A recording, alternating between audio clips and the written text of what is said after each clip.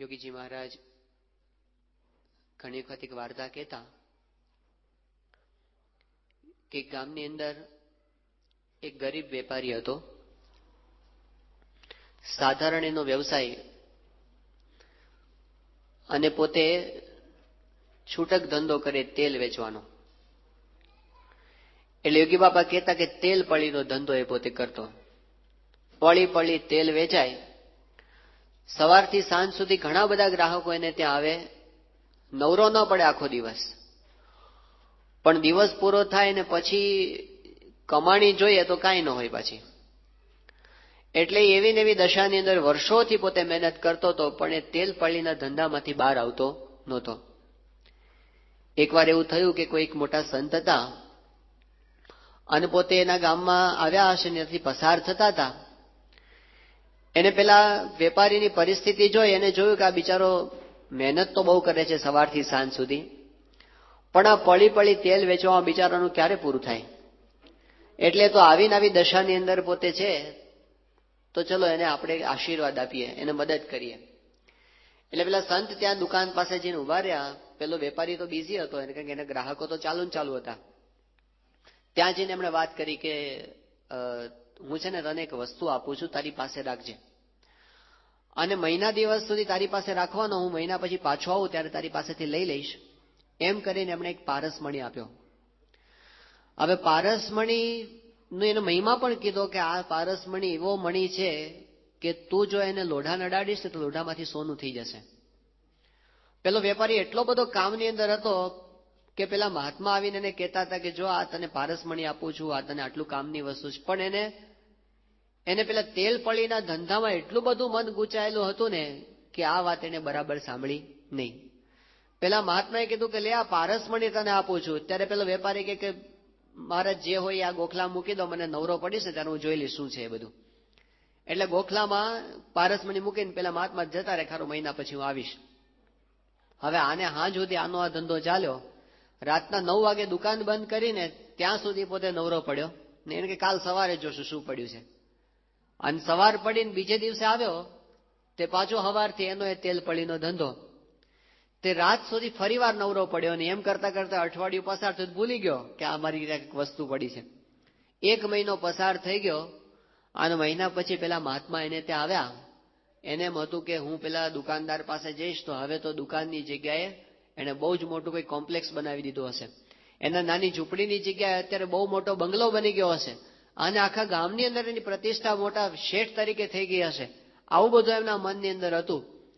પણ જ્યાં પોતે આવ્યા અને પેલી દુકાન જોઈ તો એનું છાપરું, એ જ પેલો તેલ પળીનો ધંધો, એ જ એના મેલા ઘેલા કપડા અને એ જ એના બધા ગ્રાહકો. આ બધું જોયું ત્યારે એમને બહુ આશ્ચર્ય થયું કે આવું કેમ થયું. એટલે પેલા દુકાનદાર પાસે પોતે જઈને વાત કરી કે ભાઈ શું ચાલે છે આ બધું, તારે પેલો પારસમણીનું શું થયું? કે કયા મણીની વાત કરું છું? કે હું આવ્યો તો મહિના પહેલા અને તને પેલો પારસમણી મેં આપ્યો હતો અને મેં કીધું હતું કે આને તો વાપરજે, ઉપયોગ કરજે. એ કે મહારાજ એ જ્યાં પડ્યો હોય તમારી મેળે લઈ લો, મને ખબર નથી ક્યાં મૂક્યો. એને ગોખલામાંથી કાઢ્યો, ધૂળ ચડી ગઈ હતી, સાફ કર્યો અને પછી કીધું હવે તારો બધો ધંધો બાજુમાં રાખ, તારી દુકાનમાંથી કઈ લોઢાની વસ્તુ છે એ મને આપ અત્યારે. તો પેલો તપાસ કરે, દુકાનમાં કે લોઢું મળે નહીં. યોગી બાપા કે એના ત્રાજવા હતા ને છાબડાના પેલા બનાવેલા હતા, એટલે એમાંય કઈ લોઢું મળે નહીં. પછી ગોતતા ક્યાંકથી એકાદ બે જૂની વળેલી કટાયેલી ખીલીઓ મળી ગઈ. એ ખીલીઓ લઈને આવ્યો કે લો આ લોખંડનું તો આટલું છે મારી દુકાનમાં. એટલે પેલા મહાત્માએ પેલા લોઢાને પારસમણી અડાડ્યો અને થઈ ગઈ સોનાની ખીલીઓ. હા જોયું ને પેલો કે આ શું છે મહારાજ? એ કે આનું નામ પારસમણી કહેવાય અને આ અડે તો લોઢામાંથી સોનું થઈ જાય. કે એમ? તો મને 1 દિવસ આપો ને. એ કે 1 દિવસ ને 1 મહિનો તને આપીને ગયો હતો, હવે 1 દિવસ મળે નહીં, એનો ટાઈમ છે પૂરો થઈ ગયો. એમ કરીને ઝોળામાં પારસમણી નાખીને પેલા મહાત્મા છે હાલતા થઈ ગયા. આ દ્રષ્ટાંત આપીને યોગી બાપા કહેતા કે તેલ પળીનો ધંધો કરવામાં એટલો બધો પોતે વ્યસ્ત હતો કે પારસમણીનો ઉપયોગ કરવાનો પણ એને ટાઈમ મળ્યો નહીં. આ દુનિયાની અંદર ઘણું બધું એવું છે કે જે આપણે કરીએ છીએ, પણ જો પારસમણીનો ઉપયોગ કરવાનો રહી જાય, આપણી પાસે જ હોય અને ઉપયોગ કરવાનો જો રહી જાય તો શું કહેવાય કે તેલ પળીના ધંધાની અંદર આવરદા છે ખોવાઈ ગઈ. એમાં આપણે મનખો હારી જઈએ. તો એ પારસમણી શું છે અને તેલ પળીનો ધંધો શું છે, તો એની વાત આજે આપણે થોડી સમજવાના છીએ અને એની વાત આગળ બ્રહ્મોપનિષદ પારાયણની અંદર આવશે. તો યોગી બાપા એક વાત બહુ વારંવાર કહેતા કે પ્રાપ્તિ બહુ જ મોટી થઈ છે પણ એમાં વિઘન આવવા દેવું નહીં. તો બહુ જ મોટી પ્રાપ્તિ છે, એક વખત આ વસ્તુ સમજાય, પારસમણી મારી પાસે છે એ વસ્તુ સમજાય, પછી એનો ઉપયોગ કરવાની તમન્ના છે અંદરમાં જાગે. તો પારસમણીને સમજવાને આપણે પેલા તો પ્રયોગ કરીએ અને સમજવા માટેનો ઉપક્રમ કરીએ, એ આ બધી પારાયણનો અને આ કથા વાર્તાનો હેતુ છે. તો એને આપણે સમજવાના છીએ. એને પહેલા શ્રીજી મહારાજનું એક વચન આપણે વિચારીએ. મહારાજે જેતલપુરના ચોથા વચનામૃતની અંદર એક વાત કરી કે આપણે જે કાંઈ મેળવવા માટે પ્રયત્ન કરીએ છીએ ને એ બધું શ્રીજી મહારાજ આપણને એક સેકન્ડમાં આપી શકે એમ છે. એક સેકન્ડમાં આપણે જે કાંઈ સવારથી સાંજ સુધી મનસુબા કરીએ છીએ ને કે આવું થાય, કે આટલી ધંધામાં પ્રગતિ કરીએ, કે આટલા રૂપિયા કમાઈએ, આટલા શિલિંગ કમાઈએ અને આવા બંગલા બાંધીએ અને આવી ગાડીઓ ફેરવીએ, જેટલા કાંઈ મનસુબા આપણે કરીએ છીએ ને, શ્રીજી મહારાજે વચનામૃતની અંદર વાત કરી કે અનંત બ્રહ્માંડોની ઉત્પત્તિ, સ્થિતિ અને પ્રલય કરે એવા તમને કરી દેવા, એમાં તો કાંઈ વાર નથી. અમેરિકાના વિઝા મેળવવા માટે કેટલા બધા લોકો દાખલા કરતા હોય છે દેશમાં. તો હમણાં સંતો ત્યાં ગયા હતા 2 વર્ષ પહેલા વિચરણની અંદર, ઉત્તર ગુજરાતમાં કડી બાજુ. તો એ ગામની અંદર આપણા હરિભક્ત એક બહુ સારા કાર્યકર એમને ઘેર પધરામણી ગયા હતા ને, પછી એમણે વાત કરી કે સંતો મારે ત્યાં આવ્યા છો પધરામણી, તો તમે ધૂન કરો. કે શેની ધૂન કરવી? કે મારે અમેરિકા જવું છે, એની ધૂન કરો, પ્રાર્થના કરો. કે કેમ અહીંયા આગળ? કે અહીંયા આગળ છે મારો વ્યવસાય તો છે આગળ. શું કમાવો છો? કે કમાવું છું 15-20 હજાર રૂપિયા તો મહિને હું કમાઈ લઉં છું અને ઘર તો વ્યવસ્થિત ચાલે છે, પણ અમેરિકા જવું છે. કે કેવી રીતે જવાના છો? એ કે જવાનો છું, 20 લાખ રૂપિયાનો ખર્ચો થવાનો છે, પણ જવાનું છે ગેરકાયદેસર રીતે, પણ તમે ધૂન કરો, બીજું કઈ નહીં. એટલે સંતોને તો હરિભક્તોને રાજી રાખવાની બાપાની આજ્ઞા હોય છે, એટલે બધા સંતોએ ત્યાં આગળ પ્રાર્થના કરી, ધૂન કરી કે સારું તમારો સંકલ્પ મહારાજ પૂરો કરે. હવે પછી આ વાતને 3-4 મહિના પસાર થઈ ગયા. સારંગપુરમાં શિબિર હતી કાર્યકરોની અને એમાં એ હરિભક્ત આવ્યા હતા. હવે એને એવું કીધું હતું કે મહિનામાં જ જવાનો છું. તો 4 મહિના પછી સારંગપુરમાં દેખાણ એટલે કીધું શું થયું, તમે પેલી કંઈક જવાના હતા અમેરિકા એનો પ્રયત્ન ચાલતો હતો? એ કે સ્વામી જવા દો ને, કે વાત કરવા જેવી નથી. કે શું થયું વાત તો કરો. એ કે પેલો એજન્ટ હતો ને અહીંથી અમને ઉપાડ્યા, અહીંથી અમદાવાદ લઈ ગયા, અમદાવાદથી પછી લઈને મુંબઈ લઈ ગયા, મુંબઈથી પછી મદ્રાસ લઈ ગયા, મદ્રાસથી અમને પ્લેનમાં બેસાડ્યા અને ત્યાંથી અમને લઈ ગયા સિંગાપોર બાજુ ને ત્યાંથી થાઈલેન્ડ ને ત્યાંથી બીજો ને ત્રીજો ને ચોથો ને કેટલા બધા દેશ ફેરવ્યા. અને એમાં એવું થયું કે એક જગ્યાએ પકડાઈ ગયા એરપોર્ટ પર. તે પકડાઈ ગયા કે તમારો પાસપોર્ટ તો બધું નકલી હતું, તે બધું અમારું લઈ લીધું અને પછી અમને પાછા મોકલ્યા ત્યાંથી પ્લેનમાં. તે પ્લેન મુંબઈ ઉતરતું હતું, તે મુંબઈમાં ઉતર્યા તો મુંબઈ વાળા અમને ઉતરવા ના દે કે તમે અહીંથી નહોતા ચડ્યા, મદ્રાસથી ચડ્યા, જાઓ પાછા.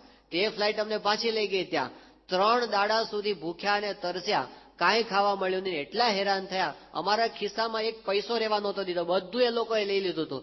તેમાં મદ્રાસ ઉતર્યા ત્યારે હાવ ખાલી ખમ હતા. તે ભીખ માગતો માગતો હું મારા ઘર સુધી માંડ માંડ પહોંચ્યો છું. આવી ખરાબ દશા થઈ. એટલે બધાએ દિલગીરી વ્યક્ત કરી. સાંભળ્યું સંતોએ કે બહુ તમારે તો ઘણું સહન કરવું પડ્યું. મહારાજને પ્રાર્થના કરશું કે બધું સારું થાય, પણ હવે શું છે વિચાર? એ કે સ્વામી 2 મહિના પછી ફરી પ્રયત્ન કરવાનો છે.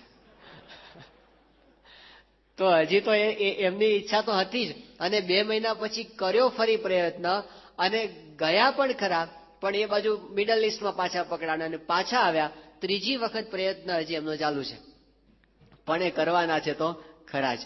તો આપણને મનસુબા છે કે આપણે જઈએ અમેરિકા અને ત્યાં આપણે પૈસા કમાઈએ અને આપણે આવી રીતે રહીએ. આ બધી જેટલી કઈ આપણી મનોકામનાઓ છે ભગવાન સ્વામિનારાયણના સામર્થ્ય સામું જોઈએ અને આપણને જે પ્રાપ્તિ થઈ છે એના સામું જોઈએ. મહારાજ જો સંકલ્પ કરે, મહારાજ કે તમને અમેરિકાની વાત ક્યાં કરું, અરે તમે અમેરિકા બનાવો એવા તમને કરી દેવા, અનંત બ્રહ્માંડની ઉત્પત્તિ કરે એવા તમને કરી દેવા, એમાં તો કાંઈ વાર નથી. હમણાં કરી દે તો ભાઈ સાહેબ શું કામ નથી કરતા, કરી નાખો ને. પણ એ નથી કરતા એનું કારણ પાછળ આવે છે કે શું કામ આવા નથી કરતા. આપણને ચિંતા હોય છે કે આપણી અંદર કેટલા બધા સ્વભાવો છે, કેટલા બધા દોષો છે અને બધા કેવા આપણને દુઃખી કરે છે, એને ટાળવાનો વિચાર આપણને આવે, સારી વસ્તુ છે. પણ મહારાજે વચનામૃતની અંદર એવી પણ વાત કરી કે તમને બધાને ષડ ઉર્મીએ રહિત કરી દેવા, એમાં તો કાંઈ વાર નથી. ષડ ઉર્મીએ રહિત કરી દેવા, હર્ષ શોક મટી જાય, ભૂખ તરસ મટી જાય, જન્મ મરણ ટળી જાય, આ બધું ટળી જાય ધડ દઈને, એમાં તો કાંઈ વાર નથી. તો પછી શું કામ નથી કરતા? તો મહારાજ કે એનું કારણ છે. એ કયું કારણ છે? તો શ્રીજી મહારાજે કીધું જેતલપરના ચોથામાં કે તમને બધાને આવા રાખ્યા છે એનું કારણ એ છે કે તમે પ્રગટ ભગવાનનું સુખ લઈ શકો ને, એટલા માટે તમને આવા રાખ્યા છે. આ શ્રીજી મહારાજનો પ્રોજેક્ટ છે. આપણે બધા સામર્થ્યને, ગુણાતીતાનંદ સ્વામી કે આ તો બધાના સામર્થ્યને ઢાંકી રાખ્યું છે. બાકી આ પ્રગટ અને ભગવાન અને પ્રગટ સંતના સંબંધે કરીને તમારું બધાનું એવું સામર્થ્ય છે, જો દાબી ન રાખો ને તો હમણાં કોકને શાપ દઈને તમે બાળી નાખો. અહીંથી ઘરે જતા જતા 5 જણને શાપ આપી દઈએ આપણે. કાં તો મહારાજ સ્વામી કીધું કે આપણે આખે બ્રહ્માંડને લઈને તમે ઉડી જાઓ, એવા બધા ઐશ્વર્ય તમે પ્રગટ કરી શકો, પણ બધાના સામર્થ્યને મહારાજે રૂંધી રાખ્યું છે. આપણને ખબર નથી કે આપણને શું વસ્તુ મળી છે, ક્યાં સ્થાનમાં આવીને આપણે બેઠા છીએ, કોના ખોળામાં આપણે આવીને બેઠા છીએ, આપણને હકીકતમાં ખબર નથી. તો જાણી જોઈને આપણને જે આવા રાખ્યા છે એની પાછળ પણ કંઈક મર્મ છે. અત્યારે આપણે બધા જે બેઠા છીએ, નિષ્ઠાની વાત શ્રીજી મહારાજે 2 વચનામૃતની અંદર એક વાત કરી છે, અને ત્રીજી વાત ગુણાતીતાનંદ સ્વામીએ એમના વચનોની એમના ઉપદેશની અંદર કરી છે.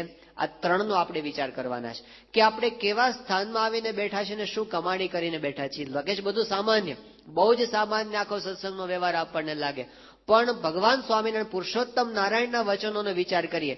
મહારાજે વડતાલના 5મા વચનામૃતની અંદર એક વાત કરી.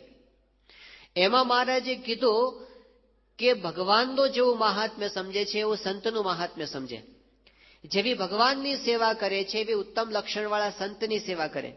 જેવી રીતે ભગવાનનું ધ્યાન માનસી કરે છે એવા ઉત્તમ લક્ષણવાળા સંતનું ધ્યાન અને માનસી કરે તો એની કેટલી મોટી પ્રાપ્તિ થાય છે. તો મહારાજે કીધું ત્યાં આગળ કે 100 જન્મે કરીને જે કસર ટળવાની હોય એ આ જન્મે ટળી જાય.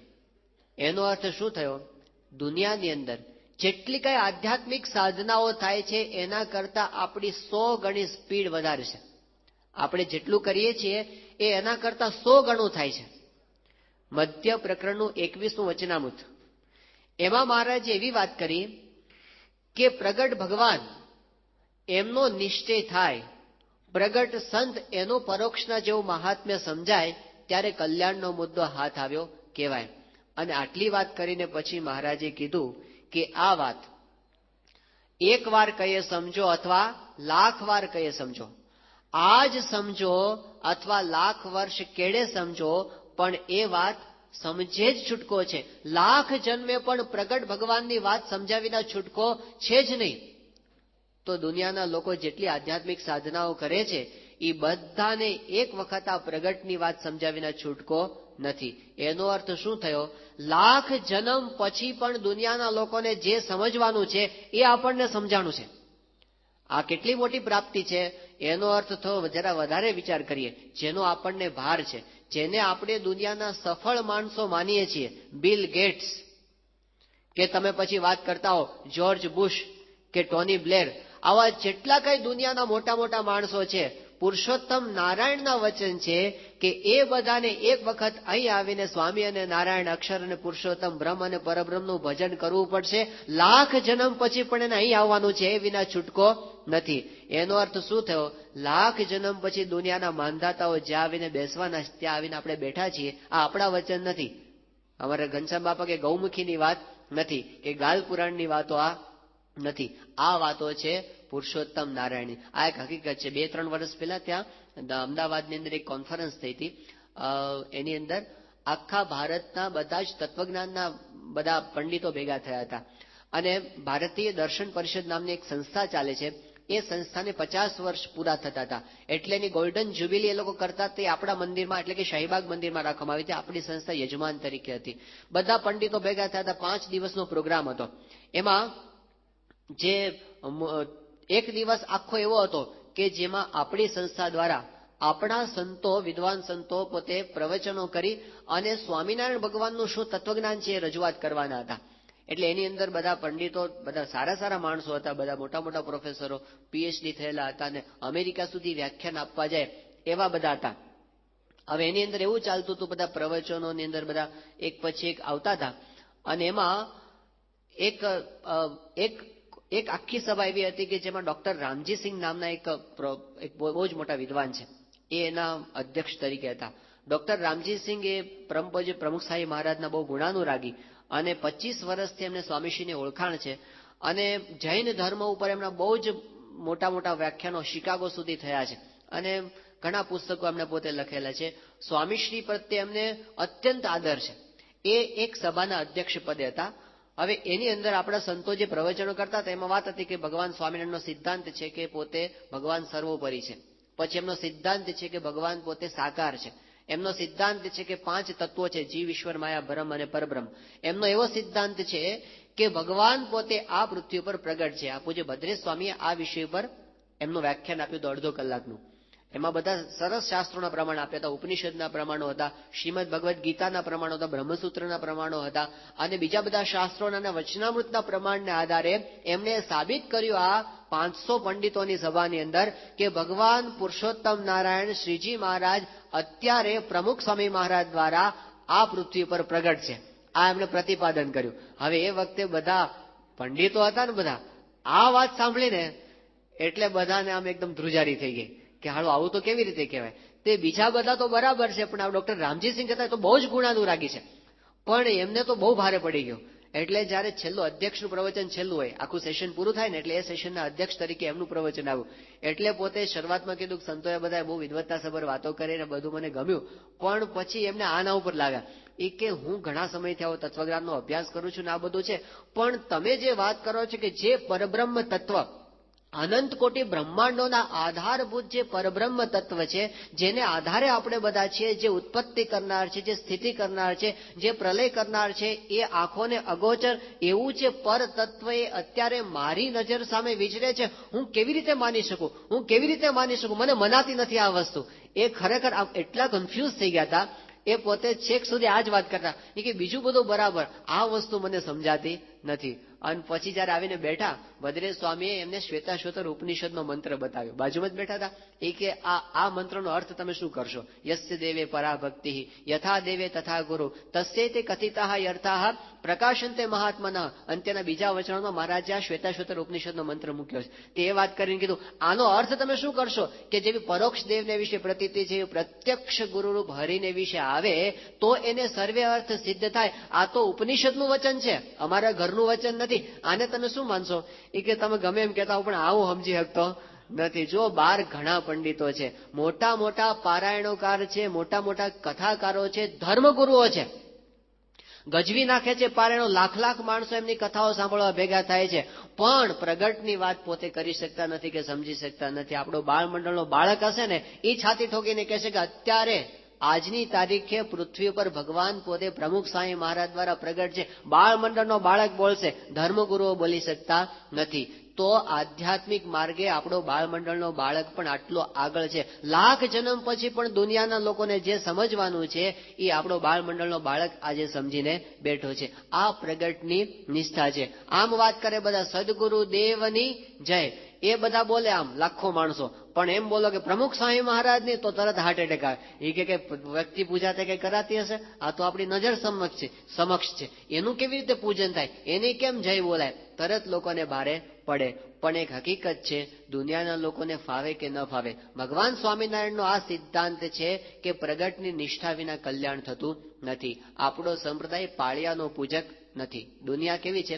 પાળિયાને પૂજે, મરી ગયા પછી બધા વખાણ કરે કે બહુ સારા હતા, પણ હતા ત્યારે ઠેબે ઉડાડ્યા. નરસિંહ મહેતાના પાછળથી વખાણ કરે, નાગરો બધા ગૌરવ લે, અમારી નાતમાં તો નરસિંહ મહેતા થયા, પણ હતા ત્યારે તો શું કર્યું તમે એને શું દશા કરી હતી એની? હોય ત્યારે સમજાય નહીં, અને પ્રગટ હોય ત્યારે કોઈ ન જાણે રમાપતિની રીત. એ હોય ત્યારે કોઈ ઓળખી શકતું નથી, પણ શ્રીજી મહારાજે આ સંપ્રદાયની અંદર આપણને આ રીત આપી છે, ઓળખાણ આપી છે કે પ્રગટને ઓળખવા અને એમનું સેવન કરવું. હવે આપણને ઓળખાણ તો થઈ, પણ ગુણાતીતાનંદ સ્વામી એક બહુ જ મહત્વની વાત કરી છે, એના ઉપર આપણે જઈએ. સ્વામીએ વાત કરી કે ખાવાનું મળે પણ ખાધા વિના કાંઈ એનું સુખ આવતું નથી. સામે જ પડ્યું હોય બધું, પણ જ્યાં સુધી આપણે એનો લાભ ન લઈએ ત્યાં સુધી એનું સુખ આપણે લઈ શકતા નથી. એમ સ્વામી કે સત્સંગ તો મળ્યો છે, પણ સંગ વિના સત્સંગનું સુખ આવતું નથી. એ સંગ કરવો એનું નામ છે બ્રહ્મોપનિષદ. ઉપનિષદની વ્યાખ્યા એવી કરવામાં આવે છે કે પાસે જઈને બેસવું. પાસે જઈને બેસવું એ ઉપનિષદ. બ્રહ્મોપનિષદ એટલે કોની પાસે જઈને બેસવું? બ્રહ્મની પાસે જઈને બેસવું. બ્રહ્મનો સંગ કરવો અને એમાં રહેલા પરબ્રહ્મનો સંગ કરવો. મહારાજે પંચાળાના પહેલા વચનામૃતની અંદર વાત કરી કે આ લાઇટ હોય, દીવો બળતો હોય તો એની નજીકમાં વધારે પ્રકાશ હોય, એની વધારે દૂર જતા જઈએ એમ શું થાય? પ્રકાશ ઓછો થતો જાય. ઘણે દૂર જઈએ તો ત્યાં દીવાનો પ્રકાશ હોતો જ નથી, ત્યાં તો હોય છે અંધારું. જેમ જેમ આપણે પ્રકાશની વધારે નજીક જતા જઈએ એમ એમ આપણને વધારે ને વધારે દર્શન થતું જાય છે. જેમ જેમ આપણે દીવાની વધારે નજીક જઈએ, વધારે પ્રકાશનો અનુભવ થતો જાય. એમ મહારાજ કહે છે કે સંપૂર્ણ સુખ તો ભગવાનના સ્વરૂપની અંદર છે. જેમ જેમ આપણે એની વધારે ને વધારે નજીક જતા જઈએ છીએ એમ એમ વધારે ને વધારે સુખનો અનુભવ આપણને થતો જાય છે. તો એ સુખનો અનુભવ કરવો, બ્રહ્મના સુખનો અનુભવ કરવો, એમનો સંગ કરવો, એનું નામ છે બ્રહ્મોપનિષદ. તો વધારે નજીક જવા માટેનો પ્રયત્ન શ્રવણ કરીએ, મનન કરીએ અને નિધિધ્યાસ કરીએ, એનું નામ છે બ્રહ્મનો સંગ કર્યો, એનું નામ છે બ્રહ્મોપનિષદ. તો હવે પછીના દિવસોની અંદર આપણે આ બ્રહ્મોપનિષદની કથા એને આપણે સાંભળવાના છીએ. પણ એક વસ્તુનો પ્રશ્ન થાય કોકને કે શા માટે આટલો બધો આપણે ત્યાં સંતનો મહિમા, શા માટે આપણે એટલું બધું એમને સેવન કરીએ છીએ અને ગુરુનું આટલું બધું? કોકને લાગે તમારે ત્યાં તો બધું ગુરુ ગુરુ ગુરુ એની જ વાતો થયા કરે છે. તો એની વાત શ્રીજી મહારાજે આપણને વચનામૃતની અંદર સમજાવી છે, એની થોડી ભૂમિકા બાંધી લઈએ. નહીતર શું થાય, ઘણી વખત કેટલાક લોકો નવા આવતા હોય તો એને એવું થતું હોય કે અહીં તો બસ ખાલી પ્રમુખ સ્વામી એવી જ વાતો થયા કરે છે, તો અહીં આગળ કેમ આટલી બધી આવી વાતો થયા કરતી હશે? તો આપણને ભગવાન સ્વામિનારાયણે, ગુણાતીતાનંદ સ્વામીએ, ભગતજી મહારાજે, શાસ્ત્રીજી મહારાજે, યોગીજી મહારાજે અને આપણા ગુરુ પ્રમુખ સાંઈ મહારાજે પોતાના જીવન દ્વારા જે રીત શીખવાડીને એ બ્રહ્મોપનિષદની રીત છે. એ છે પ્રગટ ગુરુના સેવનની રીત. સ્વામીશ્રી પોતે ત્યાં બિરાજમાન હતા વડોદરાની અંદર એઇમ્સ ઓક્સિજનમાં 1983ની સાલમાં. અને એ વખતે શું થયું કે બાપા પોતે મહિનો દોઢ મહિનો આરામ માટે રહ્યા હતા.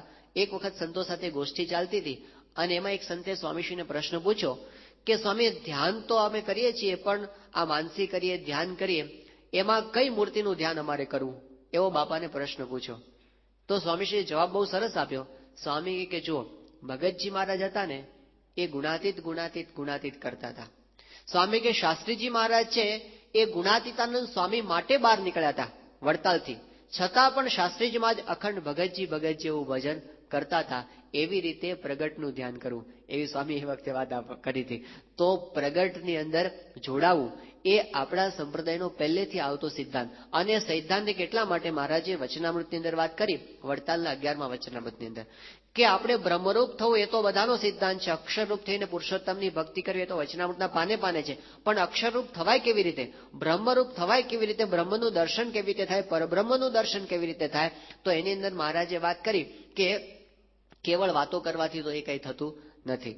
તો ત્યાં વાત કરી કે જ્યાં સુધી સત્પુરુષનો મહિમા ન સમજે ત્યાં સુધી બ્રહ્મરૂપ થવાતું નથી.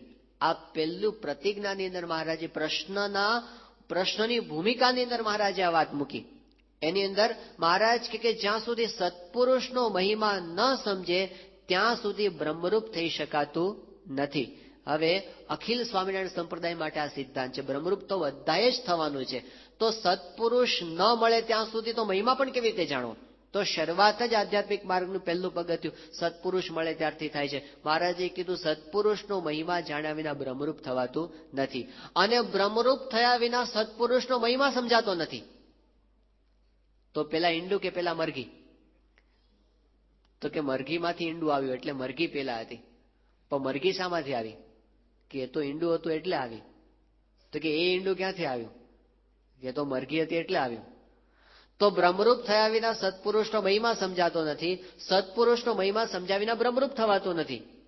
આ કોયડો મહારાજે મૂક્યો છે વડતાલના 11મા વચનામૃતની અંદર. તો કરવું શું આમાંથી? ત્યારે મહારાજે વાત કરી સત્પુરુષને વિશે દ્રઢ પ્રીતિ એમાંથી બધા જ દરવાજા ખોલવાના છે. એ એક ચાવી છે, માસ્ટર કી. એમાંથી સત્પુરુષનો મહિમા સમજાશે, એમાંથી બ્રહ્મરૂપ થવાશે, એનાથી ભગવાનનું સાક્ષાત્કાર દર્શન થશે, બધું એમાંથી થવાનું છે. તો એની અંદર સત્પુરુષ સાથે જોડાણની વાત કરી. મારને પ્રથમના 44ના વચનામૃતની અંદર બ્રહ્માનંદ સ્વામીનો પ્રશ્ન કે ભગવાનને વિશે દ્રઢ પ્રીતિ કેવી રીતે થાય? જો વાત ભગવાનને વિશે પ્રીતિ કરવાની છે, પુરુષોત્તમ નારાયણને વિશે પ્રીતિ કરવાની છે, મહારાજ કે ભગવાનને વિશે દ્રઢ પ્રીતિ કરવાનું સાધન છે સત્પુરુષનો પ્રસંગ કરવો. જો સત્પુરુષનો પ્રસંગ કરે તો ભગવાનમાં દ્રઢ પ્રીતિ થાય. તો આપણે ભગવાનમાં જોડાવું છે એટલા માટે પણ આપણે ગુરુનું સેવન કરવાની એટલી જ આવશ્યકતા છે. એટલા માટે આ ગુરુનો મહિમા આપણે ગાઈએ છીએ. અલ્ટિમેટલી એ તો આપણને ભગવાનમાં જ જોડવાના છે. એ પોતે જ ભગવાનમય રહે છે. એમને તો હું ભાવ જેવું કઈ છે જ નહીં. હું ટળે હરી ઢુકડા તે ટળાય દાસે રે. અખંડ પોતાના અસ્તિત્વને ભગવાનમાં લીન કરીને પોતે વર્તે છે. આપ ટળી મળ્યા ભગવાનમાં, જેના આપમાં હરિનો વ્યાપ, સંત તે સ્વયં હરિ. એ પોતે ભગવાનની અંદર લીન થઈને વર્તે છે. એટલે એમને પોતાનો સ્વતંત્ર તો અહંકાર જેવી કોઈ વસ્તુ છે જ નહીં. તો આપણે એમની અંદર જોડાઈએ છીએ, એ જ ભગવાનની અંદર આપણું જોડાણ છે. પ્રગટ સત્પુરુષમાં જોડાણ એ જ શ્રીજી મહારાજની અંદર જોડાણ છે. એ વાત આપણને વચનામૃત સમજાવે છે. અને બીજું કાંઈ નહીં તો એક વસ્તુ તો આપણને સમજાય છે કે એમના ચરિત્રનું ગાન કરીએ, એમને સંભાળીએ, એમનો મહિમા સમજીએ, એમ આપણને વધારે ને વધારે શાંતિનો અનુભવ તો થાય છે. એ તો બધાને જ જોઈએ છે, આખી દુનિયાને. શાંતિ, આનંદ, પ્રગટના ચરિત્રોમાં જે આનંદ છે, જે શાંતિ છે. કથા આપણે ઘણી વાર સાંભળી છે. મુક્તાનંદ સ્વામીને અશાંતિ થઈ હતી. મુક્તાનંદ સ્વામીને એવી અશાંતિ તો ન જ થઈ હોય કે હમણાં મંદી બહુ વધી ગઈ છે એટલે અશાંતિ થઈ હોય, કે પછી હમણાં ઇન્કમટેક્સની રેડ પડી છે એટલે અશાંતિ આવી ગઈ, કે કોઈ કાળીઓ આવીને ચોરી કરી ગઈ એની અશાંતિ. એવું તો કઈ એને હોય નહીં. તો એને શું અશાંતિ મુક્તાનંદ સ્વામીને? એમની અશાંતિની કક્ષા પણ જુદી હોય ને. પણ એ મુક્તાનંદ સ્વામીને મહારાજે કીધું કે શાંતિનો ઉપાય પ્રગટના ચરિત્રો છે. શ્રીજી મહારાજ પાસે 3 સંતો હતા, મોટા મોટા સંતો, સદગુરુઓ બેઠા હતા. એક હતા સ્વરૂપાનંદ સ્વામી, બાજુમાં બેઠા હતા મુક્તાનંદ સ્વામી, અને ત્રીજા હતા આનંદ સ્વામી, આનંદાનંદ સ્વામી. તો મહારાજે આનંદાનંદ સ્વામીને પૂછ્યું કે અમે તમને કોઈ ક્રિયા સોંપીએ કે આ ક્રિયા તમે કરો, તો એ આજ્ઞા પાળો તમે, તો એ આજ્ઞા કેવી રીતે તમે પાળો, કેવી રીતે તમે ક્રિયા કરો? એટલે આનંદ સ્વામીએ કીધું કે સ્વામી તમે, મહારાજ આપ જેવી રીતે આજ્ઞા કરો એવી રીતે હું કરું, તમે જેમ કહો એમ હું કરી નાખું. એટલે મહારાજ કીધું બરાબર છે, તમે પણ મનધાર્યું મૂકીને અમારી આજ્ઞા પ્રમાણે કરવાનું કહો છો, એ બહુ સારી વસ્તુ છે. પણ મુક્તાનંદ સ્વામીને પૂછે કે સ્વામી અમે કોઈ ક્રિયા તમને સોંપીએ તો તમે કેવી રીતે ક્રિયા કરો? એટલે મુક્તાનંદ સ્વામી કીધું કે મહારાજ અંતરમાં આપની મૂર્તિ સમક્ષ મારી વૃત્તિ હોય. જો મોટા સંતોની સ્થિતિ મહારાજે છેલ્લાના 9મા વચનામૃતમાં આવી વાત કરી છે કે અમારા મોટા મોટા પરમહંસો છે એ પોતે આવી રીતે અંતરમાં નિરંતર ભગવાનની મૂર્તિમાં વૃત્તિ રાખે છે. તો મુક્તાનંદ સ્વામી કીધું મહારાજ અંતરમાં આપની મૂર્તિ સમક્ષ મારી વૃત્તિ હોય, અને જ્યારે આપ એક આજ્ઞા કરો કે આ ક્રિયા તમારે કરવાની છે, તો હું મારા અંતરમાંથી એક વેત વૃત્તિ બહાર કાઢું, ત્યારે એ ક્રિયા થઈ શકે. અને જ્યારે ક્રિયા પૂરી થાય ત્યારે પાછી એક હાથ વૃત્તિ પાછી અંતરમાં પાછી વાળું, અંતરદ્રષ્ટિ કરું, ત્યારે પાછું સુખ થાય. આવી રીતે હું ક્રિયા કરું છું. મહારાજ રાજી થયા કે મુક્તાનંદ સ્વામી ભારે અંતરદ્રષ્ટિ વાળા, કે નિરંતર મૂર્તિ સમક્ષ વૃત્તિ રાખીને ક્રિયા પૂરી થઈને તરત પાછા અંતરદ્રષ્ટિ કરી લે. પછી મહારાજે સ્વરૂપાનંદ સ્વામીને પૂછ્યું કે સ્વામી તમને અમે કોઈ ક્રિયા કરીએ તો તમે શું કરો? તો સ્વરૂપાનંદ સ્વામી કે મહારાજ હું તો કોઈ ક્રિયા કરવા જાઉં ને તો મને કોઈ પદાર્થ દેખાય જ નહીં, તમારી મૂર્તિ જ દેખાય, બીજું કાંઈ મારી નજરમાં આવે નહીં. તો મહારાજ કે એ તો કેવી રીતે થાય? આટલા બધા પદાર્થો, માણસો, જગત બધું જ હોય તો તમારી નજરમાં બીજું કોઈ આવે નહીં કેવી રીતે? તો સ્વરૂપાનંદ સ્વામીએ દ્રષ્ટાંત આપ્યું કે મહારાજ તીરમાં લીંબુ ખોસ્યું હોય અને પછી તમે નિશાન લો અને જ્યાં જ્યાં તમે નિશાન માંડો ત્યાં બધે તમારી આંખ તો પેલા તીરની આગળ હોય, એટલે તમે જ્યાં જ્યાં જુઓ ને ત્યાં તમને શું દેખાય? બધે લીંબુ દેખાય. એવી રીતે મારી વૃત્તિ તમારી મૂર્તિમાં પરોવાયેલી છે. એટલે હું જ્યાં જ્યાં મારી વૃત્તિ લઈ જાઉં છું ને ત્યાં ત્યાં તમારી મૂર્તિ વિના બીજું કાંઈ દેખાતું નથી. મહારાજ બહુ જ રાજી થયા. મહારાજ કે આનંદ સ્વામીને મુક્તાનંદ સ્વામીનો સમાગમ કરવો અને મુક્તાનંદ સ્વામીએ સ્વરૂપાનંદ સ્વામીનો સમાગમ કરવો. આવા સ્વરૂપાનંદ સ્વામી, એમને પણ મૂંઝવણ થઈ. હવે ભારે વાત થઈ, આપણે તો થાય જ ને. હવે એવા મોટા થતી હોય તો અસ્માકમ કા કથા.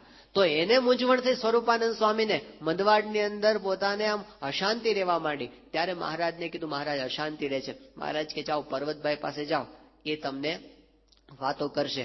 એટલે સ્વરૂપાનંદ સ્વામી ગયા અગતરાયમાં પર્વતભાઈને ઘરે. પર્વતભાઈ તો બહુ મહિમાવાળા સંતો આવ્યા એટલે એમનું સ્વાગત કર્યું, પછી ઉતારો આપ્યો અને પછી કીધું કે સ્વામી બેસો, બધું વ્યવસ્થા થઈ ગઈ. અને પછી કીધું સ્વરૂપાનંદ સ્વામી કથા વાર્તા કરો. એટલે સ્વરૂપાનંદ સ્વામીએ કથા વાર્તા કરી. હવે 4-5 દિવસ રોકાણા અને રોકાઈને કથા વાર્તા કરીને પછી પાછા આવ્યા. પાછા તે મહારાજે પૂછ્યું સ્વરૂપાનંદ સ્વામી કે શું કર્યું? કે બસ જઈ આવ્યો, આપની આજ્ઞા હતી એટલે. કે પછી પર્વતભાઈ પાસે ગયા, આગળ હતો ને, પછી શું કર્યું ત્યાં જઈને? કે બસ મેં કથા વાર્તા કરી. મહારાજ કે કથા કરવા નહોતા મોકલ્યા, સાંભળવા મોકલ્યા હતા, જાઓ પાછા. તે પાછા ગયા ત્યાં આગળ અને પર્વતભાઈ જઈને કહ્યું, મહારાજે મને મોકલ્યો તમારે વાતો કરવાની છે.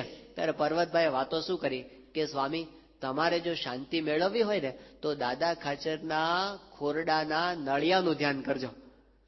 તમે મહારાજના ચરિત્રોને સંભાળજો, એમાંથી શાંતિ થશે.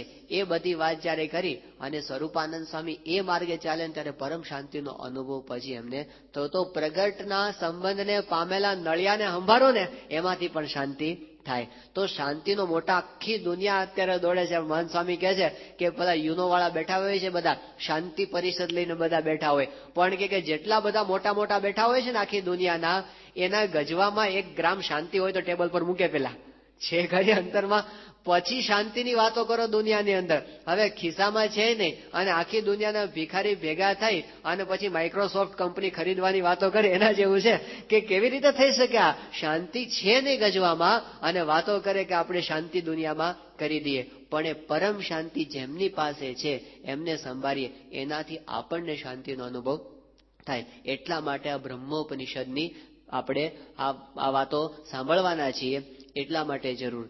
અને વિશેષ તો ગુણાતીતાન સ્વામી અપરંપાર મહિમા કીધો છે. સ્વામીએ તો ત્યાં સુધી કીધું, આવા સાધુના જો આપણે દર્શન કરીએ તો આપણી આંખોના પાપ બળી જાય. કેટલી મોટી ટેકનોલોજી કહેવાય.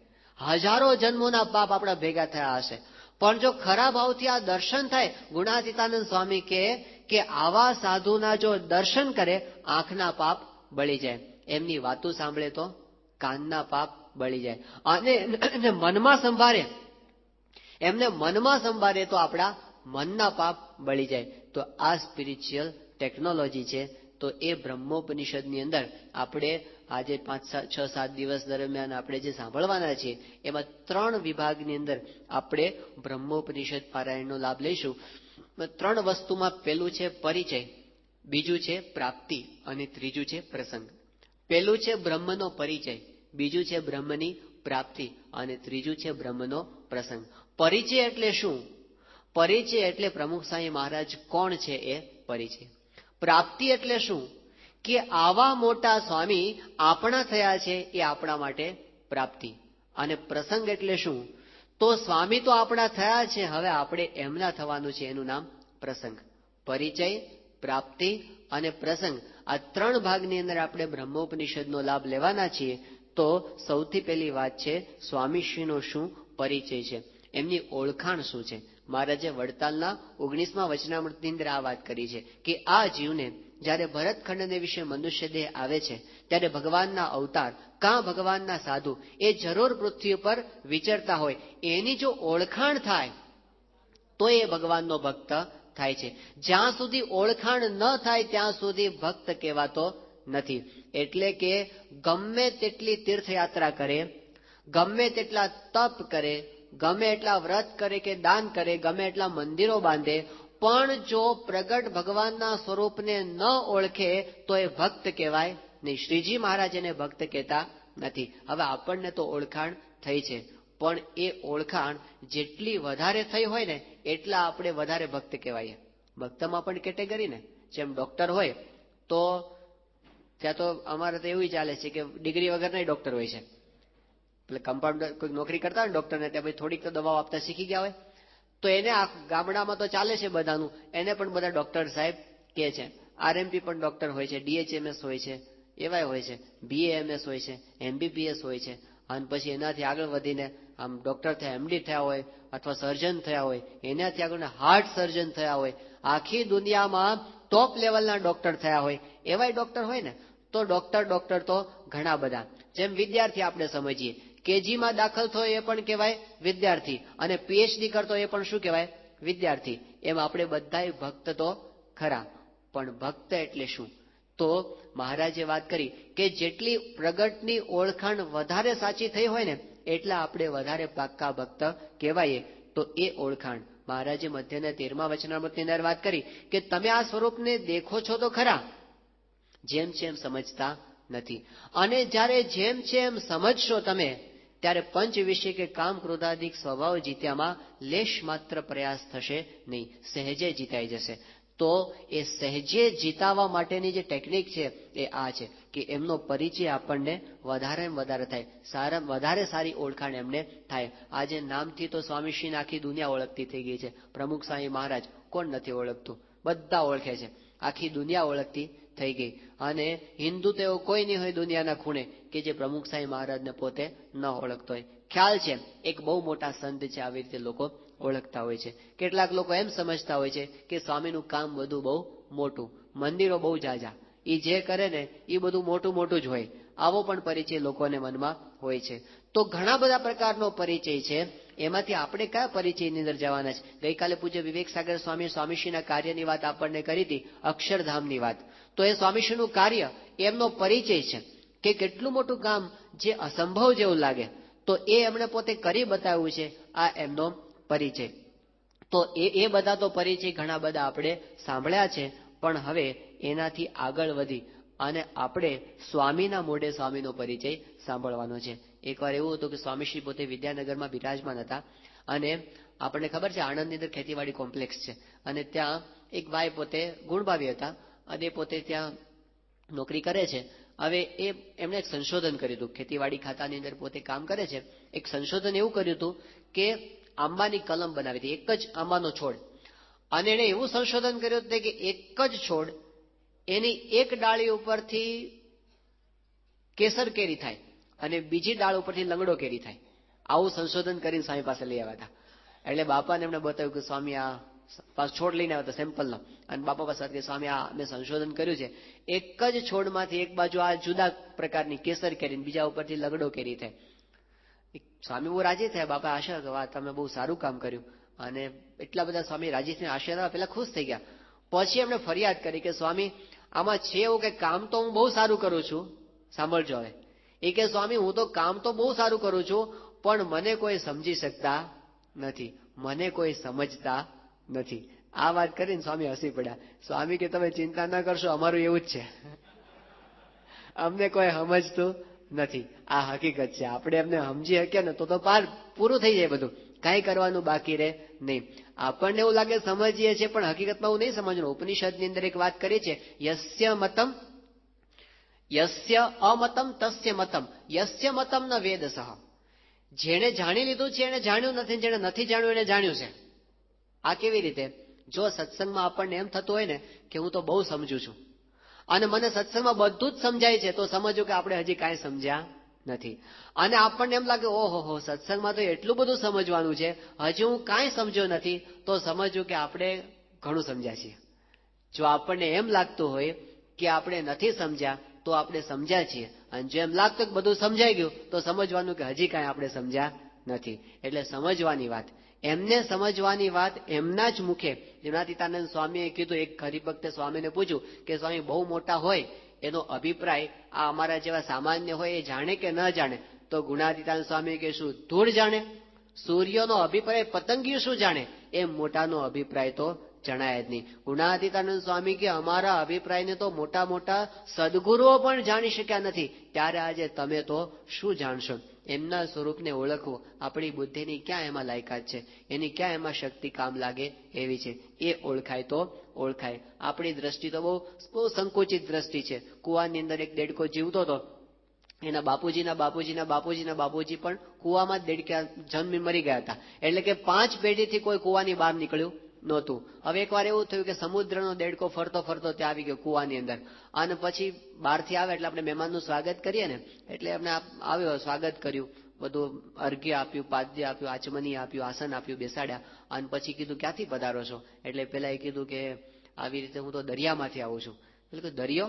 નામ પહેલી વાર સાંભળતો હતો. કે દરિયો એટલે શું? કે દરિયો એટલે તો અફાટ જળનો રાશિ. એટલો બધો મોટો હોય દરિયો કે એની તો તમે વાત ન કરો. ત્યારે પેલા એ વાત કરી એમ બહુ મોટો હોય દરિયો? કે હા ખરેખર બહુ જ મોટો હોય. એટલે પેલા કુવાના દેડકાને થયું કે કેવડો મોટો હશે દરિયો. એટલે એમને કીધું કે જો હું છે ને આમ એક આંટો મારું છું, પછી તું કહેજે દરિયો એના કરતા મોટો તો નહીં જ હોય. એમ કરીને પોતે છે ને 1 ફૂટ ડાયામીટરનો આમ ચક્કર મારીને આવ્યો કૂદતો. એ કે આવડો મોટો હોય દરિયો? એ કે આના કરતા તો બહુ જ મોટો હોય. તો પેલા 2 ફૂટ ડાયામીટરનું ચક્કર લગાડ્યું. પછી કે આવડો હોય? એ કે આના કરતા તો ઘણો મોટો હોય. તો પછી તો કુવાના દેડકાને બહુ મૂંઝવણ. આના કરતા મોટો? કે હા એના કરતાય મોટો. પછી તો કુવાની ધારે ફર્યો, આખી ધાર આમ આખા જ સરકમફરન્સ પર ફરી અને પાછો આવ્યો. અને પછી કે આવડો મોટો હોય દરિયો? એટલે પેલો દરિયાનો દેડકો હસવા માંડ્યો. એમણે કીધું કે તને નહીં સમજાય, દરિયો તો આના કરતા ઘણો મોટો હોય. પેલો કે ગપ્પા જવા દે, આનાથી મોટી વસ્તુ જિંદગીમાં હોય હતી. મારા દાદા હતા ને એના દાદા એવી વાત કરી હતી કે આના કરતા મોટી વસ્તુ કોઈ દુનિયામાં નથી. એટલે તો મોટામાં મોટી વસ્તુ આ જ છે, આના કરતા મોટું કાંઈ હોય નહીં. આને આપણે શું કહીએ છીએ? કૂપમંડુક, કુવાની દ્રષ્ટિ. આપણી બુદ્ધિ આધ્યાત્મિક માર્ગમાં કૂપમંડુક. આપણે એની બહાર જોઈ જ નથી શકતા, વિચારી જ નથી શકતા. એમના સ્વરૂપને ઓળખવું ને સમજવું એમાં એ કામ લાગે નથી. એક આંધળો હતો, જન્મ્યો ને ત્યારથી આંધળો. એને દુનિયા તો બધી સેન્સથી જ બધી એને સાંભળીને અથવા તો કંઈક સ્પર્શ કરીને એને જાણી હોય. હવે એક વખત એવું થયું કે એક વખત કોઈ એને કીધું કે લે તારે દૂધ પીવું છે. હવે પહેલા જિંદગીમાં કોઈ દાડો દૂધ પણ પીધેલું નહીં. પહેલી વખત કોઈ એને દૂધ આપ્યું. એટલે એને કીધું કે દૂધ એટલે શું? હવે દૂધ એટલે કેવી રીતે સમજાવું? કે દૂધ એટલે છે ને એક બહુ સારી પીવાની વસ્તુ કહેવાય, પણ કે દૂધ કેવું હોય? હવે વર્ણન કેવી રીતે કરું દૂધ કેવું હોય? એટલે પેલા કીધું દૂધ તો છે ને સફેદ રંગનું હોય. હવે પેલો કે સફેદ રંગ કેવો હોય? આંધ્રાજ બિચારા રંગની જ્ઞાન ન હોય. એટલે એને કીધું કે સફેદ રંગ કેવો હોય? કે સફેદ રંગ એટલે સફેદ તો બગલા જેવું સફેદ હોય. એમ બગલો સફેદ રંગ ને બગલા જેવું. બગલો કેવો હોય? હવે બગલો કેવી રીતે સમજાવો એને કે કેવો હોય? એને જોયો નહોતો. એટલે હવે પેલો હતો ને એને પોતાનો હાથ હતો ને આમ વાળ્યો, એને બગલાની ડોક હોય ને એવો બનાવ્યો. અને પછી પેલાને કીધું કે જો મારો હાથ છે ને એને તું પકડ, બગલો હોય ને આવો હોય. એટલે પેલા એમ હાથ ફેર્યો, કેમ આવો હોય બગલો? બગલો આવો હોય, એ સફેદ રંગનો હોય અને દૂધ પણ એના જેવું હોય. એ કે આ તો ગળામાં ફસાઈ જાય, આ કેવી રીતે ગળામાં જાય? આવું દૂધ હોય, દૂધ છે બગલો છે બોલું દૂધ છે એ સફેદ હોય ને સફેદ બગલા જેવું હોય, તે આ તો ગળામાં ફસાઈ જાય, આવું મારે પીવું નથી. ના પાડી દીધી. હવે એને કેવી રીતે સમજાવું કે આને શું કહેવાય? તો જેમ જન્મથી કોઈની આંખો ના હોય અને કેવી રીતે સફેદ રંગને ઓળખી શકે, આપણી પરિસ્થિતિ પણ આધ્યાત્મિક માર્ગમાં એ સમજવાની કે એવું છે આપણી માયાથી આવૃત્ત દ્રષ્ટિ. અને આ બધી વાતો માયાથી પરની, ઇન્દ્રિયાતીત, મનથી પણ અતીત એવી આ વાત એ આપણને ક્યાંથી સમજાય? તો એમનો પરિચય, એમની ઓળખાણ એ આપણે કેવી રીતે મેળવી શકીએ? તો સ્વામીશ્રીનો એક પ્રસંગ એવો છે, એમણે પોતે પરિચય આપ્યો છે, એને આપણે સમજવાના છીએ. સ્વામીશ્રી પોતે નડિયાદની અંદર બિરાજમાન હતા તારીખ 23 માર્ચ 2002 ના દિવસે. અને એ વખતે ત્યાં આગળ નડિયાદના છાત્રાલયના વિદ્યાર્થીઓનો એન્યુઅલ ડે હતો. અને એની અંદર એક કાર્યક્રમ એવો હતો કે એ લોકો યુવકો બધા એક ભજન ગાવાના હતા. કવ્વાલીની સ્ટાઇલમાં હતું ભજન. પ્રિયદર્શન સ્વામીએ બનાવેલું છે અને એના શબ્દો એવા છે કે આ સૂરજ પૂછે છે, આ ચાંદો પૂછે છે, ગગનમાં ચમકતો સિતારો પૂછે છે કે પ્રમુખ સ્વામી શું છે? પ્રમુખ સ્વામી શું છે? આખા ભજનમાં આવો ભાવ આવે છે કે બધા પૂછપૂછ કરે છે પ્રમુખ સ્વામી શું છે? એ ગઝલ આખી પૂરી થઈ અને તરત સ્વામીશ્રીના આશીર્વાદ હતા. અને સ્વામીએ પોતે જેવા આશીર્વાદ શરૂ થયા, સ્વામી કે હમણાં અમને પૂછ્યું પ્રમુખ સ્વામી શું છે? તો સ્વામી સીધા જ, કોઈને કલ્પના નહોતી સ્વામી આવો જવાબ આપશે. તો સ્વામી કે એમાં શું? કે પ્રમુખ સ્વામી એ સાધુ છે, ભગવાન સ્વામિનારાયણના ભક્ત છે અને જોગી મહારાજના શિષ્ય છે. આ 3 વાક્યમાં સ્વામીએ પરિચય આપ્યો હતો કે પ્રમુખ સ્વામી એ સાધુ છે, ભગવાન સ્વામિનારાયણના ભક્ત છે અને જોગી મહારાજના શિષ્ય છે. આ 3 વાક્યમાં સ્વામીશ્રી પોતે પરિચય આપ્યો હતો. એટલે હવે પછી આપણે જે પરિચયની અંદર જોવાના છે ને, એ સ્વામીના વચનોને સમજવાની કોશિશ કરવાના છે કે આના દ્વારા સ્વામી આપણને કેવા શું માગે છે, કે શું આપણને સમજાવવા માંગે છે પોતાના પરિચયની અંદર. પ્રમુખ સ્વામી મહારાજ પહેલી વાત છે કોણ છે? એક સાધુ છે. સાધુ. સાધુ શબ્દ આપણે શાસ્ત્રોમાં તો બહુ જ મહિમા કહ્યો છે. સાધુઓ હૃદયમ મહ્યમ સાધુનામ હૃદયમ તું અહમ મદ અન્યત્તેન જાનંતી નાહમ તેભ્યો મનાગપી. ભગવાનના હૃદય તરીકે સંતને કહેવામાં આવ્યા છે. સત્સંગી જીવનની અંદર જ્યારે ભક્તિ માતા અને ઘનશ્યામ મહારાજ એનો સંવાદ આવે છે, એમાં ઘનશ્યામ મહારાજ પોતે કહે છે, નિર્ગુણદાસ સ્વામી પોતે આ વારંવાર આ શ્લોક પોતે બોલતા કે દૃષ્ટા સ્પૃષ્ટા નતાવા કૃત પરિચરણા ભોજિતા પૂજિતા વા સદ્ય પુંસામ ગૌગમ બહુજની જનિતમ જ્ઞંતિ એ વૈ સમૂલમ પ્રોક્તા કૃષ્ણેન એવા નિજ હૃદય સમા યત્પદે તીર્થ જાતમ તેષામ માતઃ પ્રસંગાત કિમિહ નનુ સતામ દુર્લભમ સ્યાન મુમુક્ષો. એમાં વાત કરે છે કે આખી દુનિયામાં દુર્લભમાં દુર્લભ વસ્તુ કોઈ હોય તો સંત છે. બીજું કાંઈ જ દુર્લભ નથી, બધું જ મળે, પણ આ સંત મળવા એ દુર્લભમાં દુર્લભ છે. પછી કીધું છે કેવા સંત હોય કે જેમને દર્શનથી કે સ્પર્શથી આપણા જન્મ જન્મના પાપ પોતે બાળી નાખવા માટે સમર્થ હોય. એવા ભગવાનના હૃદય સમાન સંતની એ વાત કરવામાં આવી છે. એવા સંતની આ વાત છે. અત્યારે સંત શબ્દ કે સાધુ શબ્દ બહુ સસ્તો બની ગયો ને એટલે આપણને આ પરિચયમાં બહુ જાજુ લાગતું નથી કે પ્રમુખ સ્વામી સાધુ છે. એ તો અમને કોઈ પૂછે તો આપણે શું કહીએ, અમે કોણ છે? સાધુ છે. પણ એ પરિચય નથી. સ્વામીશ્રી જે અર્થમાં સાધુ કહેવામાં માંગે છે, શ્રીજી મહારાજે સાધુનો તો કેટલો મહિમા કીધો છે. સાધુ થકી બીજી કોઈ મોટી પદવી નથી. ગરડા મધ્યનું 22મું વચનામૃત. મહારાજ કે જેટલું રાજાનું રાજ્ય એટલું રાણીનું રાજ્ય, એમ જેટલો ભગવાનનો મહિમા એટલો સાધુનો મહિમા કહેવાય. જેટલું ભગવાનનું ચાલે ને એટલું સાધુનું ચાલે. એ સાધુની વાત સ્વામી કરે છે. શ્રીજી મહારાજ પોતે પંચાળામાં બિરાજમાન હતા અને એ વખતે બધા સંતોને કીધું કે હવે બધું તમે પરમહંસ દશામાં બહુ સમય રહ્યા, હવે છે ને આપણે સંપ્રદાયની રીત સ્થાપવી છે, તો તમે બધા હવેથી તિલક કરવાનું ચાલુ કરો. એટલે બધા આવતીકાલે તિલક કરીને આવો, જેમ કરીને મહારાજે પેલું ગોપીચંદનની બધાને આપ્યું ગોટી કે કાલ બધા તિલક કરીને આવજો. તે બીજે દિવસે બધા પરમહંસો તો સમજ્યા નહીં કાંઈ, અડધા તો ખાઈ ગયા હતા. તો મહારાજ પૂછ્યું શું કરીને આવ્યા? કે મહારાજ અમને તો પ્રસાદીનું સમજીને ખાઈ ગયા, મહારાજ કે ખાવા નહોતા મોકલ્યા, આ તો તમારે તિલક કરવાનું, કાલ કરીને લાવજો. બીજી ગોટી આપી. તે બીજે દિવસે બધા તિલક જાત જાતના કરીને આવ્યા. તો મહારાજે કીધું કે નહીં, આ બરાબર નથી. એમ કરીને મહારાજે ગુણાતીતાનંદ સ્વામીને આગળ બોલાવ્યા અને પોતે જાતે મહારાજે તિલક કર્યું ગુણાતીતાનંદ સ્વામીના કપાળમાં, વચ્ચે ચાંદલો કર્યો અને પછી મહારાજ એવું બોલ્યા કે આ અમારા તિલક. અને પછી મહારાજ પોતે બોલ્યા કે હું જેવો કોઈ ભગવાન નથી અને આ જેવા કોઈ સાધુ નથી. સાધુ એટલે ગુણાતીતાનંદ સ્વામી, સાધુ એટલે અક્ષર બ્રહ્મ.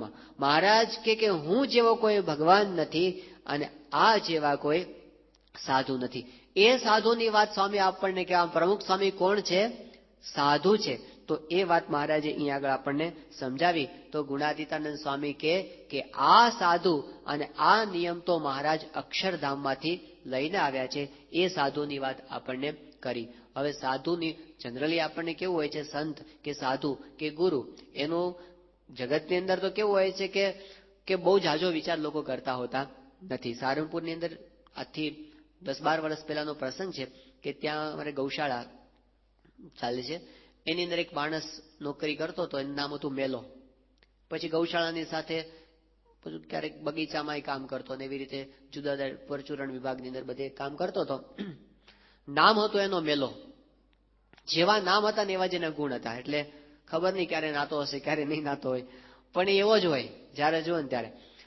સભામાં ક્યારેક આવે, સાંજે સંતોની કથા વાર્તા થાય ને સાંજની સભા, એમાં પોતે આવીને ભજન ક્યારેક ગાવા માટે આવતો. બહુ ઊંચા સાદથી ભજન ગાય, તારા આત્માને ઓળખ્યા વિના રે, એવા બધા ભજનો એમને આવડતા હતા, લોકઢાળના બધા. એ સારા ભજન ગાતો હતો. હવે એકવાર એવું થયું કે મેલો ગુમ થઈ ગયો.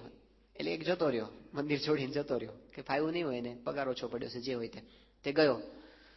પછી 2-3 વર્ષ પછી એકવાર એવું થયું કે સારંગપુરની અંદર સવારમાં એક વખત એક યાત્રાની બસ આવી કેમ્પસમાં અને 50-60 જેટલા યાત્રાળુઓ છે બધા, એ ઉતર્યા અને પછી યાત્રાળુઓ બધા ઉપર મંદિરના દર્શન કરવા માટે ગયા.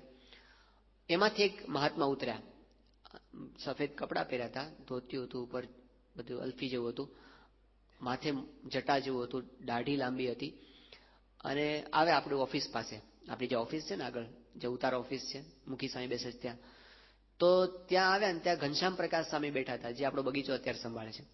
એટલે ત્યાં આવીને એ મહાત્માએ આવીને જય સ્વામિનારાયણ કીધું કે સ્વામી મને ઓળખ્યો? એ કે ના, કે ઓળખાણ ના પડી. એ કે લ્યો સ્વામી મને ઓળખ્યો, હું મેલો. કે હો તારી, તું મેલો? કે હા. તેમને તો દાઢી પકડીને ખેંચો એમને પર. એ કે સ્વામી હવે આવું ના કરશો, હું તો હવે ગુરુ થયો છું અને આ બધા મારા શિષ્યો છે, હું જાત્રા કરાવવા નીકળ્યો છું, મારો આશ્રમ ચાલે છે અને અત્યારે આ બધાને લઈ આનું તીર્થયાત્રા કરવા નીકળ્યા. સારંગપુર મંદિરે તો લાવવા જોઈએ ને બધા, એટલે અહીં લઈ આવ્યો છું. આટલું સહેલું છે ગુરુ થવું હોય ને, તો આટલું સહેલું છે. અને ગેરંટી કે આ ધંધામાં કોઈ દિવસ મંદી આવવાની નથી, હજી સુધી આવી નથી. લાખો વર્ષ થયા, બધા ધંધામાં કોઈ ગેરંટી આપી શકતું, આમાં તો 100% છે, ક્યારેય મંદી આવવાની નથી. તો આવી રીતે પણ દુનિયામાં ગુરુઓનો તો રાફડો છે. હા, ગુરુમાં સાધુનો તો રાફડો. લોકોને શું જોઈએ છે? એક તમે આપવા માંડો બસ. લોકોને એક તો જોઈએ છે, જો તમે આમ બસ બચ્ચા જા તેરા કામ હો જાયગા, તમે 2-4 કઈ કામ શીખી જાઓ ને એવું થોડુંક, અને થોડુંક ખોટું બોલતા વધારે આવડવું જોઈએ, અને પછી થોડુંક દેખાવ કરતા આવડી જાય તો આલે કામ. પરચા બતાવો, ચમત્કાર બતાવો, ઐશ્વર્ય બતાવો, દીકરા આપો તો ગુરુ. એમાં શું હવે, દુનિયા એક પણ શાસ્ત્રમાં ક્યાંય એવું લખ્યું નથી કે દીકરો આપે એને સંત કહેવાય, પણ છતાંય લોકો આવું જ શોધે છે. એક પણ શાસ્ત્રમાં ક્યાંય એવું લખ્યું નથી કે જે ચમત્કાર કરે, હાથમાંથી કંકુ કાઢે, આમ હાથ ફેરવે ને ઘડિયાળ આવી જાય, એને સાધુ કહેવાય, કે એને તો મહાત્મા કહેવાય, કે એને સત્પુરુષ કહેવાય. ગીતા વાંચો, ભાગવત વાંચો, રામાયણ વાંચો, ઉપનિષદ વાંચો, વચનામૃત વાંચો, ક્યાંય એક પણ જગ્યાએ આવી વાત નથી. છતાં પણ લોકોને આકર્ષણ એનું જ રહ્યા કરે.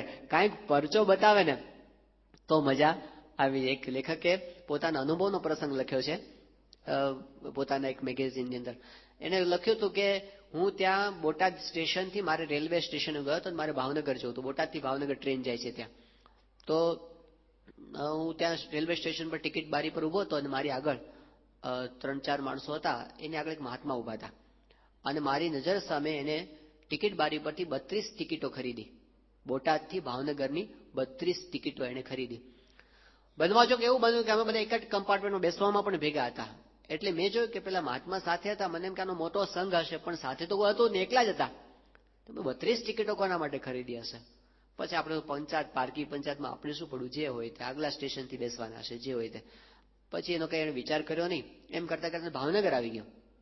ભાવનગર સ્ટેશને ઉતર્યા અને પછી દેશમાં તો સિસ્ટમ એવી છે ને, બહાર જાય ત્યારે ટિકિટ ચેક થતી હોય બધી. તો ટિકિટ ચેકર ઉભો તો, બધું લોકો આવતા હતા, ટોળું ભેગું. એમાં પેલા મહાત્મા આવ્યા અને પછી પેલા ટિકિટ ચેકરે કીધું કે ટિકિટ આપો એમ. એટલે પેલા સાધુ મહાત્મા હતા, એને તો એકદમ આમ અલમસ્ત થઈ થી, ફકીર आई थी. એ કે હમ તો ફકીર સાધુ હે, ટિકિટ બિકિટ में हम कुछ नहीं जानते. એટલે પેલા આવી રીતે વાત કરી, આમ જરા તોછડાઈ થી. એટલે પેલા નહીં ગમ્યું નહીં ટિકિટ જે કે ટિકિટ હોય તો દેખાડો, નહીં તો મારી હારે હાલો, એના મારે પગલા લેવા પડશે. પેલા કીધું કે ના, હમ તો ફકીર હે, હમ ટિકિટ બિકિટ में कुछ नहीं जानते. એટલે પછી તડફડ થવા માંડ્યું, સામે બોલાચાલી થવા માંડી. અને તમાશાને તેડું હોય નહીં. થોડી વારમાં તો 50 માણસો, 100 માણસો, 150 માણસો બધા ભેગા થઈ ગયા આજુબાજુ, અને આ ચાલ્યું બધું. અને એમાં પછી પેલો બહુ એકદમ ગુસ્સે થઈ ગયો ને ટિકિટ ચેકર, એટલે પેલા એ આમ ત્રાડ નાખી. પેલો જે સાધુ મહાત્મા હતા ને, એમણે કીધું કે બેટા ક્યાં તેરે કોઈ ટિકિટ ચાહીએ, લે એ ટિકિટ. અને હાથ ઊંચા કર્યા ને આકાશમાંથી 32 ટિકિટોનો ઢગલો. અને લોકો તો પેલો ટિકિટ ચેકર તો પગમાં જ પડી ગયો. એ કે આ તો બહુ જ મોટા ચમત્કારી બાબા છે, આ તો ટિકિટનો વરસાદ વરસાવી દીધો. અને હાલી ભક્તિઓ ત્યાં હાલ્યું એનું આગળ, ત્યાંથી એમની ભક્તિ આગળ હાલવા માંડી. આવા ચમત્કારો દુનિયાની અંદર સર્જાતા હોય છે, બને છે. આજની તારીખે એક બહુ જ મોટા બાબાજી છે, આ બનેલો પ્રસંગ છે. મુંબઈની અંદર ગયા હતા, એમને શિષ્ય છે, ફિલ્મના એક્ટર છે, એને ઘરે એનો ઉતારો હતો. બધા બેઠા હતા પોતે, અને એમાં એવું થયું કે પેલા 4-5-10 જણ મોટેરા મોટેરા બધા ફિલ્મ ઇન્ડસ્ટ્રીઝના બધા બેઠા હશે. એમાં પેલા એક્ટરના જે બેન હતા એ પણ પોતે ત્યાં આગળ આવ્યા અને બાબાજીને પગે લાગ્યા. બાબાજી પોતે આમ આશીર્વાદ આપે, ને આશીર્વાદ આપતી વખતે હવામાં હાથ ફેર્યો અને હાથમાં વીંટી આવી ગઈ, સોનાની વીંટી. લે બેટા લે લે. અને લોકો તો બાબાજીને ક્યાં ચમત્કાર દિખાયા, હવા में हाथ घुमाया और अंगूठी निकाल दी सोने की. એટલે એમણે આપી, બધા બહુ આમ અહોહો કરવા માંડ્યા. તો પેલી બાઈ હતી, હોશિયાર હતી, એમને વીંટી તો લઈ લીધી. પછી એમને પોતાના પર્સમાંથી ઓટોગ્રાફ બુક કાઢી અને પછી એમને કીધું કે બાબાજી आप जरा अपने ऑटोग्राफ आपकी साइन दीजिए इसमें. એટલે પેલા હાથમાં લીધું બાબાજી, અને પછી એમને કીધું પેન આપો. પેન તો હતી ને એમની પાસે. એટલે મેં કીધું પેન હોય તો આપો, હું અમને સાઇન કરી દઉં. તો પેલી બાઈ કે બાબાજી વીટી નિકાલી, પેન નહીં નિકાલો કે? હવે સિલેબસ બહારનો ક્વેશ્ચન પૂછાઈ જાય, શું દશા થાય? ન નીકળી. પણ આવા ચમત્કારો પણ દુનિયાની અંદર બને છે. શ્રીજી મહારાજે વાત કરી કે ખોટા ચમત્કારની વાત તો જવા દો, પણ દુનિયામાં સાચા ચમત્કારો પણ હોય છે. એવું નથી કે બધા ચમત્કારો ખોટા છે. આવી સિદ્ધિઓ છે, આવી સિદ્ધિઓ લોકો મેળવી શકે છે, એમાંય ના નથી. પણ કદાચ સાચી સિદ્ધિ હોય ને તો પણ સિદ્ધિ વાળો હોય અને સાધુ કહેવાય એવી કોઈ વ્યાખ્યા કોઈ શાસ્ત્રની અંદર નથી. તો સંતની ડેફિનેશન શું છે? આપણે તો સંત એટલે આ જ શોધતા હોય છે બધા, કંઈક કામ થઈ જાય તો બસ સ્વામી પાસે આવીને, જો આપણો પણ સત્સંગમાં પ્રવેશ છે ને આવી રીતે થતો હોય છે. સત્સંગમાં કંઈક આપણું કામ થઈ ગયું, ઘણા બધાનું આપણને આશીર્વાદ મળી ગયા બાપાના, અને આપણું કામ થઈ ગયું, અને પછી આપણે સ્વામીને એનો વાંધો નથી. સત્સંગમાં પ્રવેશ થાય ઘણી બધી રીતે થતો હોય છે. એમાં આપણને એક રીત છે કે આપણને બાપાએ આશીર્વાદ આપ્યા અને આપણું કામ થયું ને આપણે સત્સંગી થઈ ગયા, એનો વાંધો નહીં. પણ સત્સંગમાં જ્યારે આવી ગયા પછી આપણે સમજવાનું શું છે? પછી સ્વામીશ્રીના સ્વરૂપનો પરિચય, એમની ઓળખાણ જે પ્રાપ્ત કરવાની છે એ શું છે? એમને સાધુ આપણે સમજવાના છે. પણ સાધુ એટલે શું સમજવાનું છે એમના જીવનમાંથી? આપણે કેવી રીતે એમનો મહિમા સમજવાનો છે? યોગી બાપા આફ્રિકા બાજુ નૈરોબીમાં જ વિચરણમાં હતા, અને એક ભાઈ સ્વામી પાસે આવ્યા, સત્સંગી જ હતા, અને એમણે બાપાને આવીને પગે લાગીને કીધું કે બાપા, મને તમારે વિશે મનુષ્ય ભાવ આવે છે. તો યોગી બાપા કે ગુરુ, અમારા પંચવર્તમાનની અંદર જો કે ખામી હોય તો તમારો જોડો લઈ અને અમારા માથામાં મારજો, બાકી અમને ચમત્કાર દેખાડતા આવડતું નથી. યોગી બાપા કે અમને પરચા બતાવતા આવડતું નથી. પંચવર્તમાનમાં ખામી હોય તો તમારો પગનો જોડો લઈને મારા માથામાં મારો. હવે યોગી બાપાને ચમત્કાર દેખાડતા નહોતું આવડતું. યોગી બાપાનું જીવનચરિત્ર જ્યારે પ્રકાશિત થતું હતું ને ત્યારે હરિભક્તો બધા પ્રસંગો મગાવવામાં આવ્યા હતા કે તમારા યોગી બાપા સાથેના પ્રસંગો મોકલો. તો એમાં વધુ પડતા પ્રસંગો તો એવા જ હતા જેમાં બાપાના ચમત્કાર જ હોય. યોગી બાપા એટલા બધા ચમત્કારના પ્રસંગો આવ્યા જીવનચરિત્રમાં, ઘણા યોગી બાપાના પરચાના પ્રસંગો છે આવા, પણ બધાનો સમાવેશ તો થાય નહીં. એટલે કેટલાક હરિભક્તોને એવું પણ થયું કે અમારો પ્રસંગ કેમ 6 ભાગમાં જીવનચરિત્ર પ્રકાશિત થયું, પણ બધા તો આવી શક્યા નહીં.